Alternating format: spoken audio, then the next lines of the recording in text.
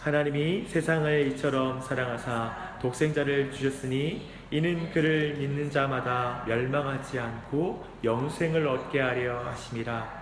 하나님이 그 아들을 세상에 보내신 것은 세상을 심판하려 하심이 아니요 그로 말미암아 세상이 구원을 받게 하려 하심이라.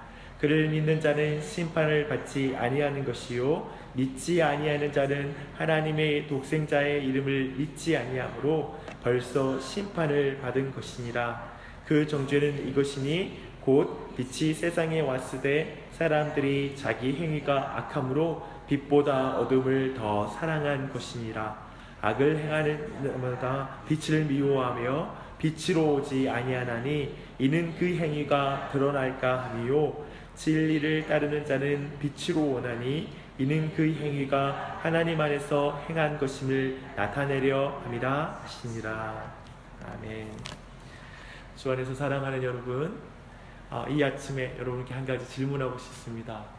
여러분은 사랑받고 싶으십니까? 누구에게 사랑받고 싶으십니까? 얼만큼 사랑받고 싶습니까? 또 어떻게 사랑받고 싶으십니까? 이 질문에 요한복음 3장 16절이 이렇게 말씀하고 있습니다. 한번 외워볼까요? 하나님이 세상을 이처럼 사랑하사 독생자를 주셨으니 이는 그를 믿는 자마다 멸망하지 않고 영생을 얻게 하려 하심이라. 이 안에 방금 했던 모든 질문이 들어있기 때문에 아마도 이 말씀이 심지어는 예수님을 알지 못하는 사람들도 알 정도로 또 교회를 다니는 사람이라면 이렇게 한 사람도 빠짐없이 그 내용을 외울 만큼 잘 알고 있는 본문입니다. 사랑하는 여러분, 특별히 이 말씀을 읽는데 저는 오늘 설교를 준비하면서도 참 어떤 설교를 준비할 때마다 많이 읽었던 것 같아요. 이것을 다시 한번 되뇌이고 뭐 주문처럼 외우는 건 아니지만 다시 한번 그 말씀 한 구절을 가슴 깊은 곳에서 읽을 때 참 깊은 감동이 오고 우리 안에 평안이 찾아오는 것을 제가 경험하게 됩니다. 저는 오늘 본문이 오늘 이 3장 16절이 오늘 말씀 전체의 설명이라고 생각할 뿐만 아니라 이건 지금 니고데모와의 대화 가운데 있었던 말씀이기 때문에 어제 우리가 나눴던 니고데모에 대한 말씀 첫 번째 그 내용이 이 안에 해설로서 설명으로서 주어지는 말씀이라고 생각합니다. 그래서 이 16절은 두 가지를 말합니다. 하나님이 이처럼 너를 사랑한다. 두 번째, 너는 그 사랑을 믿으라. 이 두 가지가 오늘 전체 내용을 포괄하고 있는 그런 말씀으로 이해할 수 있습니다. 이처럼 사랑하사, 아마 이것은 이렇게 사랑하셨다라고 말하는 것이죠. 그래서 첫 번째, 이 전통적으로 이걸 해석하는 건 이제 이처럼 사랑하사 뒤에 나오는 독생자를 주셨으니 라고 말하면서 바로 이처럼 사랑했다는 말은 독생자, 곧 유일하고 독특한 그 아들, 가장 귀한 예수 그리스도를 주실 만큼 너를 사랑하였다라고 해석하는 이 첫 번째 해석이 있습니다. 또한 저는 좀 더 이 해석 또한 틀린 게 아니고 결국 똑같은 말이라고 생각하는데요. 저는 이 말씀이 방금 전에 이 16절 이전에 우리가 보았던 이제 민수기 21장에서 다루었던 이제 노뱀을 달아서 불뱀에 물려서 죽어가는 사람들에게 그걸 바라보면 그걸 믿는 자는 생명을 얻게 되는 사건이 바로 오늘 전체 말씀과 하나하나 다 연결되면서 의미가 있기 때문에 바로 민수기의 자리로 우리를 인도해서 이렇게 사랑했다라는 의미가 드러난다고 생각합니다. 출애굽한 이스라엘은 땅의 것을 생각하기에 어제 우리가 살핀 것처럼 하나님의 인도하심을 어떻게 생각하죠? 그 인도하심으로 마음이 상했다라고 말합니다. 또 하나님의 공급하심을 뭐라고 표현하냐면 하찮게 여겼다라고 표현하고 있습니다. 그래서 그들은 불평하고 불만을 터뜨리죠. 그리고 하지 말아야 될 말을 해요. 뭐라고 하냐면 하나님이 우리를 죽이려고 이렇게 인도하고 계셔, 이렇게 공급하고 계셔. 즉 말하면 하나님 날 죽이려고 해, 그렇게 말하는 것입니다. 그래서 결국 그들은 자신의 죄 때문에 불뱀에 물려서 진짜 죽어가는 거예요. 그 정죄를 당하고 그리고 하나님께서 그들에게 그 말대로 그 일을 이루어 가는 과정을 보게 됩니다. 근데 죽어가면서 그들은 하나님께 회개의 기도를 해요. 그리고 하나님은 그 회개를 기도를 드시고 여전히 사랑하시기 때문에 노뱀을 매달아 그걸 보는 자는 다 생명을 얻을 수 있다라고 이렇게 말씀하시고 일을 행하셨던 장면을 우리가 기억할 것입니다. 그렇다면 죄인들이 정말 그 내용을 가지고 이제 예수님이 설명하시는 건 죄인들이 장대에 매달려 저주받고 죽어야 하는데 독생자 예수님이 십자가에 대신 저주받고 죽으시러 이 땅에 오셨다라고 말씀하시는 것입니다. 이게 이처럼 사랑하사 라는 말씀의 깊은 의미일 것입니다. 이만큼 세상을 사랑하셨습니다. 이만큼 죄인을 사랑하셨습니다. 어떤 신이, 어떤 신화가 이 예수 그리스도를 통한 하나님의 사랑의 이야기를 드러낼 수 있는 그런 신과 신화가 어디에 있단 말입니까? 유일하게 이 말씀 안에 있는 줄 믿습니다.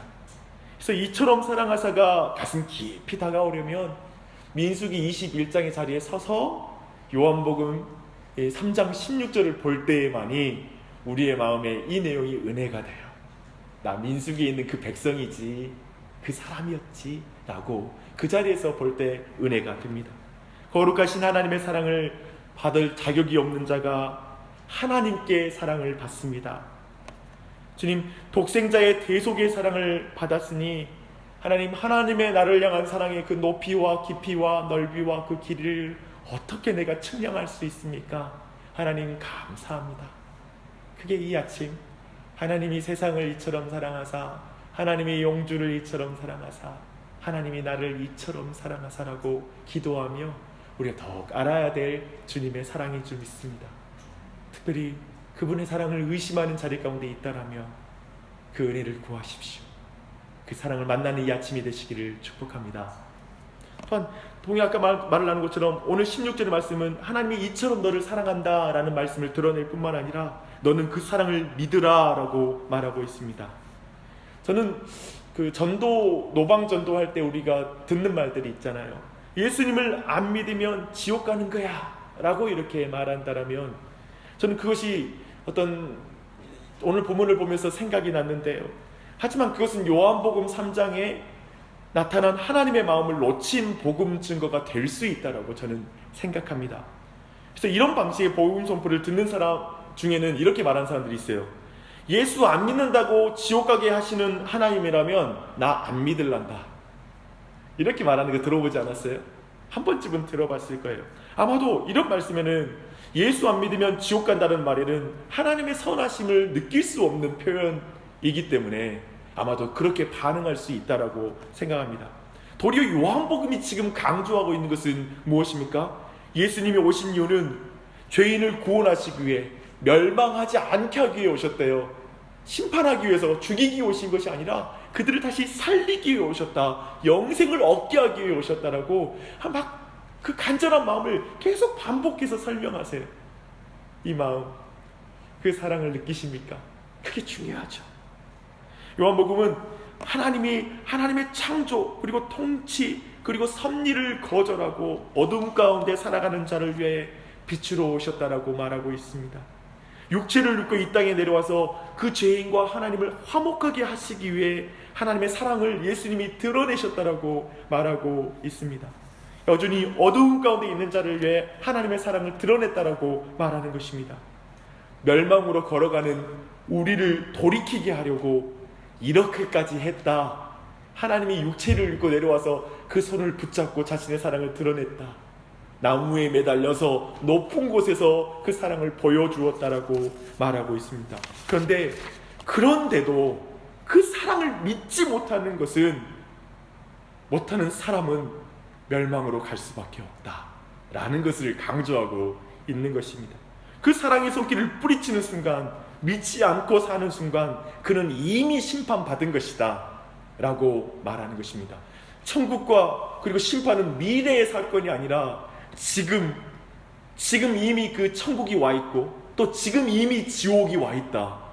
이 예수의 사랑을 내가 사랑하면 천국이요, 그 사랑을 거절하면 거기가 지옥이 시작되는 곳이다 라고 요한복음은 설명하고 있습니다.